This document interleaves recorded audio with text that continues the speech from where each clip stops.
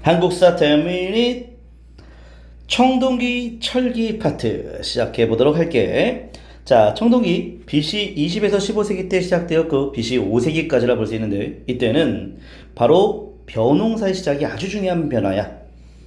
신석기 때는 아주 초보적인 잡곡류를 생산했잖아. 청동기 때부터는 이제는 쌀, 콩, 보리, 특히 쌀이 아주 중요하지. 자, 이런 쌀의 등장, 벼농사의 등장은 이제 잉여 생산물로 이어지게 된다는 거야. 자, 잉여 생산물, 이제 개인적인 소유가 가능해졌지. 그래서 사유재산, 농기구의 발달, 저습지에서의 농사짓는 모습도 확인할 수 있겠다. 자, 이 잉여 생산물이 어떠한 변화를 가져다 주는지 자세하게 한번 확인해 볼까? 여기야. 자, 잉여 생산물로 인하여서 이걸 갖고서 서로 이제 분쟁이 나타나게 되는 거지. 서로 이걸 많이 차지하려고 하는 것이야. 그것이 바로 전쟁이지. 전쟁에서 이기게 되면 결국에는 작은 부족을 이제 통합하게 되고, 그 큰 부족의 규모는 점점 커지면서 국가로 발전, 그 국가를 다스리는 부족장, 군장이 있겠고, 그래서 군장이 다스리는 국가, 군장 국가가 출현하는 것이 청동기라 볼 수 있겠어. 전쟁에서 제일 중요한 것 중에 하나가 바로 사람 수가 되겠어. 쪽수라고 얘기할 수 있겠지. 자, 그래서 집단 칠학이 형성되면서 작업도 공동으로 하게 되고, 집회도 공동 집회소에서 집회를 한다라고 볼 수 있겠어. 자, 이러한 변화들 좀 더 자세히 보면은 전쟁 누가 하는 거야? 남자들이 하는 거지. 그래서 이땐 전쟁, 농경, 사냥 대부분 남자들이 하면서 남자의 역할이 매우 중시되지. 그래서 집안 내에서 남자의 지위가 올라가게 된 걸 뭐라 그래? 가부장적 사회구조. 바로 청동기 때의 모습이라 볼 수 있어. 이 여자는 이제 집에서 집안일, 육아를 담당하는 남녀의 분업화의 모습, 청동기가 되겠어. 자, 그리고 아까 전에 얘기했듯이 전쟁에서는 정말 중요한 게 쪽수잖아. 집단 칠학이 형성되었고, 뒤에 산이 있고 앞에 물이 있다는 것은 그만큼 방어를 하기 위함이었던 건데, 그 방어를 위한 또 다른 시설 중에 하나가 바로 환호, 목책, 토성 등등이 있었어. 이런 방어시설 청동기 때의 등장 꼭 좀 기억하자.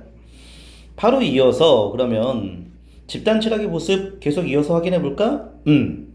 청동기가 되면은 장방형 움집, 그래서 직사각형의 움집이 나오게 되는데, 이때부터는 본격적으로 요 기둥을 세웠기 때문에 점차 지상으로 올라오는 모습을 확인할 수 있겠어. 하지만 여전히 지하의 모습도 있기 때문에 바로 지상 가옥화되고 있다라고 얘기할 수 있겠지. 화덕의 위치는 점차 벽면으로 옮겨졌다라고 확인할 수 있겠고, 화덕의 위치는 벽면에 있다는 거. 자, 이렇게 직사각형의 움집이 따닥따닥따닥 붙어있다. 집단 칠학의 형성, 청동기 때 아주 중요한 변화라 볼 수 있겠어.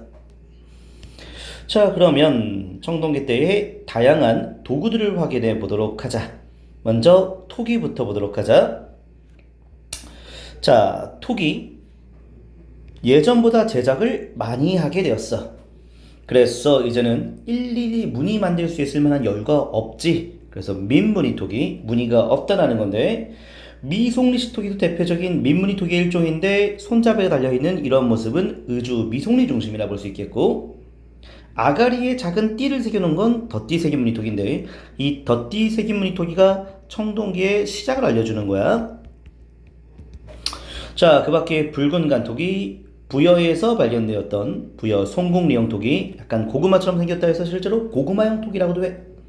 그리고 청청강 이남에는 팽이형 모양의 팽이형 토기가 있다. 그리고 아가리에 구멍을 뚫어놨던 구멍무늬 토기, 이런 것들도 확인할 수 있겠어.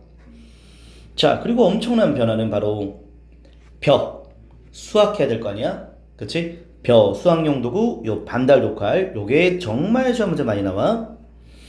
그리고 홈작이 마키널 도끼, 땅을 가는 건데, 청동기 때에는 아직 청동으로 농사를 짓진 않았고, 청동으로는 이렇게 본인의 권력을 상징하는 그러한 용도로 많이 활용했기 때문에 당시의 농기구는 간섭기였다는 걸 꼭 기억하자. 그래서 반달독칼, 홈작기, 마키날 도끼, 이거 다 간섭기라고 꼭 기억해줘야 돼. 알겠지? 간섭기야. 그리고 간돌검은 간섭기의 일종으로 만든 검인데, 바로 이건 권력을 반영하는 청동기 때 특징을 확인할 수 있겠고, 비파형 동검, 그리고 거친 무늬가 올 청동방울, 드디어 청동으로 뭔가를 제작한 거지. 제작한 거지. 청동으로 제작한 것들이야. 특히 비파항동검은 우리나라만의 손잡이와 검 부분이 분리되어 있는 그런 모습을 갖고 있고, 거치무늬 거울은 거칠다 무늬가. 그 다음에 청동방울은 쌍주령은 2개의 가지가 있는 거고, 팔주령은 가지가 8개나 된다라고 볼 수 있겠지. 청동으로 만들어낸 거야. 중국의 은주시대 때의 오르도스식 동검이라고 하는 게 있는데, 이거는 일체형의 모습을 띠고 있기 때문에 우리의 동검은 중국과는 다른 모습을 보이고 있다 라는 것을 기억할 필요가 있겠다. 그리고 지배자가 죽으면 어디에 묻히냐면 요 고인돌에 묻혀. 그 밖에 돌로 만든 무덤들이 많지. 돌널 무덤, 돌무지 무덤, 돌덧날 무덤. 선돌이라고 하는 것은 청동기 때 남성성을 상징하는 그러한 유물로 볼 수 있겠어. 청동기 때부터는 남성의 지위가 올라가게 되었잖아. 자, 그리고 암각화가 나왔는데 암각화를 확인해 보도록 하자. 암각화 바위 그림인데 규모가 엄청나게 커. 그래서 청동기 때 뭔가 풍요를 기원하는 염원은 암각화를 통해서 확인할 수 있는데, 울주 반구대는 멧돼지, 고래 등등등, 울주 천전리 암각화는 견마륵고래, 이런 기하학적인 문양도 있지만 신라인들이 자 이곳에 다녀와서 흔적을 남겨놨다라는 거야. 그래서 화랑들에 대한 모습, 갈문왕 제도에 대한 모습, 부채제, 성법흥대왕 등등에 대한 모습을 확인할 수 있겠어. 자, 울주 천전리 암각화 신라시대 때 문양도 확인할 수 있다는 거. 자, 그리고 고령 양정동 암각화라고 하는 곳이 있는데, 여기는 동심원, 동글동글한 이런 동심원의 모습도 확인할 수 있는데, 이것도 기하학적 무늬로서 뭔가 풍요를 기원하고 있던 걸로 보여져. 근데 태양을 숭배하는 애니미즘적인 모습도 많이 담고 있다고 볼 수가 있겠지. 자, 특히 고령 이 지방은 대가야의 중심 지역이라는 것도 확인할 수 있겠다. 자, 그리고 청동기 때는 농사 짓고 있는 사람의 모습을 담고 있는 청동기가 있었는데, 그때에는 농사 지었는데 뭐로 농사 지었어? 청동기 아니라고 그랬잖아. 바로 따비 같은 게 있었는데 그거는 간석기의 일종으로 보여져. 자, 그리고 뭔가 담고 있는 모습도 있는데, 그때 담았던 토기는 아마도 민무리 토기로 보여지겠지. 청동기 때 대표적인 토기니까. 그리고 호랑이 말모양의 띠구리 장식은 바로 청동이 바로 중국계가 아니라 북방계라는 걸 보여주고 있는 내용이야. 그래서 우리나라의 청동은 중국계라기보단 북방계, 시베리아 계통의 영향을 받은 걸로 본다 라고 정리할 수 있겠다. 자, 이제 철기시대 때 확인해 보도록 할게. 자, 철기시대 때 거 가보자고. 철기시대 때 큰 변화들 확인해 보면 BC 한 5세기 때쯤에 철기의 시작으로 볼 수 있고, 벼농사는 당연히 더욱더 발전하겠지. 자, 그런데 제가 그 한국사 10미니 때는 암기법 상당히 많이 있습니다만 시간 관계상 그걸 다 할 수는 없고, 근데 아주 핵심적인 암기법 몇 개만 말씀을 좀 드려보면요, 바로 요 암기법. 자, 철기 때 철이 든 거야. 철이 들었어. 자, 태권도 철이 들면 무슨 띠 따? 바로 검은 띠 따지. 철기 때 검은 띠 꼭 기억하면 좋겠다. 알겠지? 자, 그리고 철제 농기구와 무기가 등장했다는 건 당연한 얘기겠고, 그 저수지, 자 이제 물을 가두어서 자 이렇게 농사 짓는 그런 저수지도 등장했다는 것도 확인할 수 있겠다. 자, 엄청난 청동기 때의 철기로 가면서 나타난 변화가 있는데, 바로 철기 때에는 한반도의 독자적인 요 청동기 문화가 있어. 세용동검, 잔무늬거울, 거푸집, 특히 요 세용동검이 정말 중요하지. 바로 한국식 동검이라 불리는 이 세용동검, 청동으로 만들어졌는데 철기 때의 우리식의 청동이라 볼 수 있겠지. 그래서 한반도의 독자적인 청동기 문화의 대표적인 예가 세용동검, 잔무늬거울, 거푸집이라는 거. 특히 이 세용동검의 출토 굉장히 중요하다. 자, 붓, 명도전, 우수전, 발량전, 중국과의 교류를 반영하고 있는 것이지. 특히 붓은 한자를 사용했다는 것, 명도전, 우수전, 발량전, 특히 명도전은 생김새도 좀 알아둘 필요가 있긴 한데 이렇게 생겼지.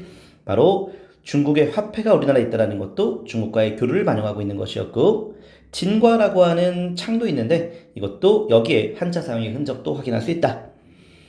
무덤은 다행해졌어. 철기 때 바로 동무덤, 항아리로 만든 무덤이고, 널무덤, 나무로 만든 무덤이고, 주금요, 자 해자 모양으로 고랑을 판 다음에 무덤을 만든 이런 무덤들은 철기 때 무덤이라 정리할 수 있겠어.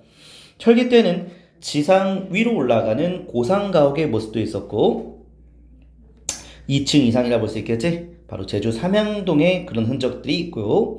자, 그 다음에 또 엄청난 또 변화가 완전히 지상으로 올라온 게 철기야. 그래서 지상 가옥이라는 말을 쓰게 되지. 그래서 우리가 자, 지상으로 올라왔기 때문에 그 방 밑에다가 이렇게 불을 지필 수가 있지. 바로 온돌의 양식. 자, 그래서 부뚜막 아궁이 같은 것도 철기 때 등장한 모습으로 볼 수 있겠다. 특히 이런 온돌의 모습은 북부 지방에 많이 있어. 바로 고구려 그리고 발해.